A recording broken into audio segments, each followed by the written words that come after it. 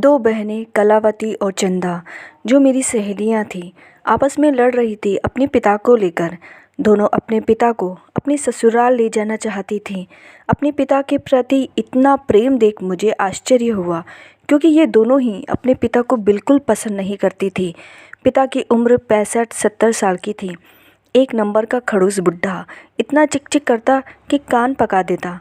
ऊपर से wheel chair पर था, घुटने खराब हो चुके थे, बिल्कुल खाली हाथ। मकान तक खुद का नहीं था। वो तो बस मकान मालिक ने उनके ज़िंदा रहने तक बस यूं ही तरस खाकर रहने को दे रखा था। पर दोनों बहनें उन्हें अपने साथ ले जाने के लिए लड़ रही थीं। पर ऐसा भी नहीं कि दोनों बहनों के पास खूब पैसा था। उनके पति इतना नहीं कमाते थे। इसीलिए मेरी दोनों सहेलियां सिलाई करती थीं, ताकि घर खर्च में उनके पतियों का हाथ बटा सके। मैंने दोनों से पूछा भी कि क्या बात है, तुम दोनों अपने पिता को अपने साथ क्यों ले जाना चाहती हो? क्या पिताजी की लॉटरी लगी है? दोनों बहनों ने कहा, समझो ये लॉटरी का टिकट ही है, और यदि हम दोनों बहनें ससुराल चले गए तो हमें डर है कहीं ये शादी ना कर ले, और इन्होंने शादी कर ली तो इस बुढ़ापे में तो हम तो गए काम से। मैंने बड़ी उत्सुकता से पूछा, बताओ तो सही क्या बात है? उन्होंने मुझे बताया कि जो भी उनकी सेवा करेगा उसके 2 साल बाद उन्हें रहने के लिए घर और हर महीने 25,000 रुपये मिलेंगे। बुढ़े काका के कान में भी ये बात पहुंच गई। पूछने लगे, अरे कौन है जो मेरी सेवा करने वाले को इतना सब दे देगा? मैं भी तो जानूं उसे। कलावती बोल, क्या चंदा, तेरी बड़ी बहन सच कह रही है? अरे पैसे आ जाए तो पहले मेरे घुटनों का ऑपरेशन करा दो। 2 साल क्यों इंतज़ार करना, पहले ही ऑपरेशन करवा दो। कम से कम अपने ज़रूरी काम करने के लिए किसी पर निर्भर तो रहना नहीं पड़ेगा। अभी 1 माह पहले ही कलावती और चंदा की माँ का स्वर्गवास हुआ था। कोई बेटा भी नहीं था। कलावती व चंदा की शादी को भी 10-11 साल हो चुके थे। अब पिता बेचारे अकेले, वो भी ऐसी स्थिति में। वे चली गई तो पीछे से कौन ख्याल रखेगा? शायद इसी वजह से वे अपने साथ ले जाना चाहती हो। पर लालच, चलो लालच ही सही। इसी लालच के चक्कर में जो बचे कुचे दिन हैं, कम से कम वो ही कट जाएंगे। लालच तो मुझे भी आ रहा था कि बुढ़े काका की सेवा के 2 साल बाद तो ज़िंदगी मेरी भी अच्छे से कट जाएगी। ये तिनके तिनके के लिए जो तरसती रहती हूँ, कम से कम उससे तो छुटकारा मिल ही जाएगा। तो क्यों ना बूढ़े काका की मैं ही सेवा कर लूँ। फिर मेरा भी तो आगे पीछे अब कोई था ही नहीं। विधवा थी, अपने 10 साल के बेटे के साथ किराए पर रहती थी। पति के देहांत के बाद मैं भी ससुराल से निकल गई। कौन सास ससुर की चिक-चिक सुने? जब तक इंसान की ज़रूरत ना हो, वहाँ कोई उसकी इज्जत भी नहीं करता। मेरी ज़रूरत न मेरे पीहर वालों को और न ही ससुराल वालों को। और बेचारे बनकर रहो और सभी के पैरों की जूती बनकर रहो, तो वो भी मैं नहीं चाहती। प्याज रोटी खाती थी, मेहनत करती थी और अपनी ज़िंदगी की गाड़ी मैं खुद ही ढोती थी। इसी शहर में सिलाई सीखते समय मेरी मुलाकात इन्हीं दोनों बहनों से हो गई थी, जो मेरी अच्छी सहेलियां भी बन गई। मेरा ससुराल और पीहर इसी शहर में था, तो मेहमान बनकर कभी पीहर तो कभी ससुराल आती जाती रहती थी। क्योंकि बूढ़े काका इस शहर को छोड़कर अब नहीं जाना चाहते थे, इसीलिए मैंने उन दोनों बहनों के सामने एक प्रस्ताव रखा। मैंने उनसे कहा कि सेवा मैं कर लूँगी और मिलने वाला जो लाभ है उसे हम तीनों बराबर बांट लेंगे। बुढ़े काका के ऊपर जो भी खर्चा होगा उसे भी हम बराबर बांट लेंगे, लेकिन जो मकान मिलेगा उसका 50% हिस्सा मैं लूँगी, क्योंकि उनकी सेवा मैं करूँगी। दोनों बहनें इस बात के लिए राज़ी हो गई, पर दोनों ने मुझसे एक शर्त रखी कि तुम्हें हमारे पिता से शादी करनी पड़ेगी, क्योंकि यदि बीच में तुम्हारा मन बदल गया और तुमने हमारे पिता का साथ छोड़ दिया तो। मैंने कहा, क्या बकवास कर रही हो? वो मेरे पिता जैसे हैं। तुम मुझे बांध कर रखना चाहती हो? तो मैं चली अपने रास्ते।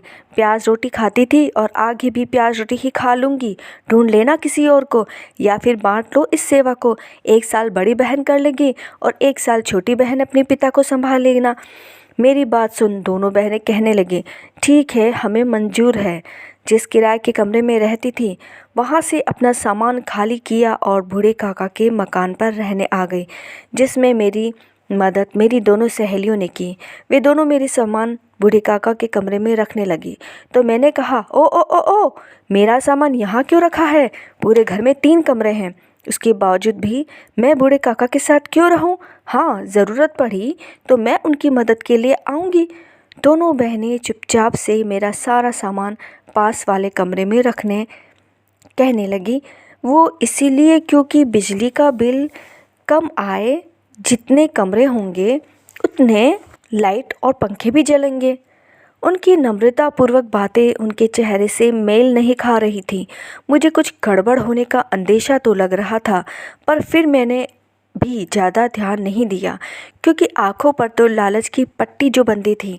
मैंने कहा, उसकी चिंता तुम मत करो, सारी व्यवस्था कर वह अपने ससुराल चली जाती है। बूढ़े काका को सुबह की चाय देने के साथ दिनचर्या प्रारंभ होने लगी थी। तब उन्हें देखकर एहसास हुआ कि बूढ़े काका किस परेशानी से जूझ रहे थे। बूढ़े काका का शरीर इतना भारी था कि उनकी दैनिक क्रियाओं के लिए भी किसी जवान पुरुष की आवश्यकता थी। सो अड़ोस पड़ोस में किसी भी लड़के को बुला लाती, पर ऐसी तो रोज़ रोज़ संभव नहीं था। मैंने जांच पड़ताल कर किसी स्वयंसेवी संस्था का पता ढूंढ लिया जो बूढ़े काका के घुटनों का ऑपरेशन कर उन्हें चलने लायक तो बना ही दे, और ऐसा ही हुआ। उनके ऑपरेशन के बाद तो जैसे उन्हें पंख मिल गए। अब तो बूढ़े काका सुबह मेरे बेटे के साथ टहलने ले जाते। काफ़ी मेहनत कर रहे थे। धीरे धीरे अब उन्हें फिर किसी सहारे की आवश्यकता भी नहीं थी। पास बैठ जाओ तो सर पका देते, इतना फोकट का ज्ञान देते कि बस कुछ कमी रह जाए तो इतना नाराज़ होते कि उनकी बेटियों को शिकायत करनी पड़ती। वे बूढ़े काका को समझाती, पर फिर थोड़े दिन बाद वही सब। अब उनका भी बुढ़ापा था, उन्हें नहीं मुझे समझना था। पर धीरे धीरे मैंने भी अब उनकी बातों पर ध्यान देना छोड़ दिया, सिर्फ सुनती जो वे कहते रहते। 7-8 महीने तो वैसे भी निकल गए थे, आगे भी समय निकल ही जाएगा। बूढ़े काका अब पहले से ज़्यादा अच्छे रहने लगे थे। अच्छा सूट बूट परफ्यूम लगाकर चकाचक रहने लगे। मैंने उन्हें कभी इस तरह से नहीं देखा। उत्सुकतावश उनसे पूछ ही लिया, क्यों बूढ़े काका, किसी कागे से मिलने जा रहे हो? तो उन्होंने भी जोश में जवाब दिया, हाँ, अब जब सब ठीक है तो मैं फिर से शादी करने वाला हूँ, किंतु मेरी बेटियों को मत सूचना देना, मेरा घर फिर से बसने दें।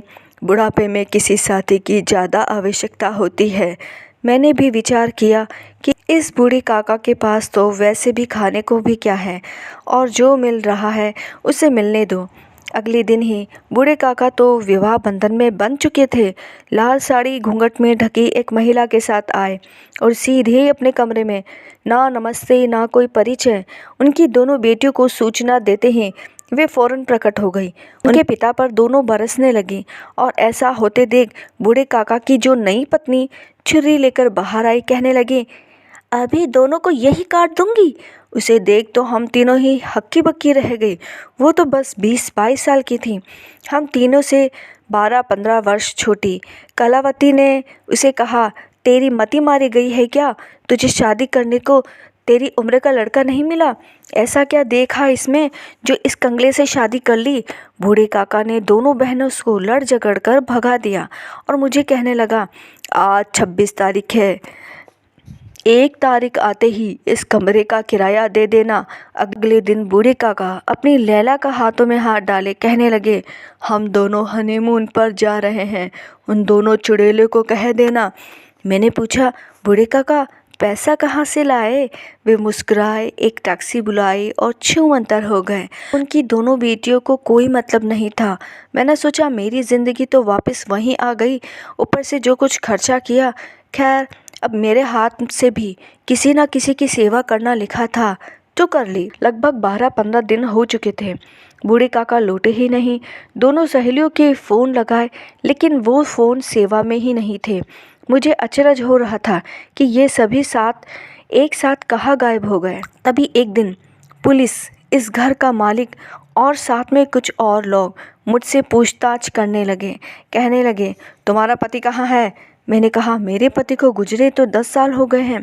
कहने लगे, वो नहीं, ये बुढ़ा। मैंने कहा, वो मेरा पति नहीं है, मेरे काका थे। पुलिस ने मुझे कुछ पेपर्स बताए जिससे ये साबित हो रहा था कि बूढ़े काका की पत्नी मैं थी। मुझे कुछ समझ ही नहीं आ रहा था। मेरे और खुद के नाम से ही इस घर के नाम पर लाखों का लोन उठा लिया, वो भी एक बैंक से नहीं बल्कि कई लोगों से भी। साथ ही इस घर को कई लोगों को बेच करोड़ों का चूना लगा दिया और गुनहगार मुझे भी बना दिया। मैं चीखती रही, चिल्लाती रही, पर किसी ने यकीन नहीं किया। मेरे पास अपने आप को बेगुनाह साबित करने के लिए एक भी सबूत नहीं था, पर मैं उनके साथ शामिल हूँ इसका सबूत उनके पास था। मैं बस जेल की चक्की पीसने जाने ही वाली थी कि मेरे पास फ़ोन आया। उसमें किसी ने कहा, जेल जाने से बचना चाहती हो तो सुनो, उस पेपर में सिर्फ फ़ोटो तुम्हारा है, पर साइन नहीं है, बल्कि अंगूठे का निशान है जो किस और के हैं। और फ़ोन कट गया। मैंने तुरंत इस बात से पुलिस को अवगत कराया।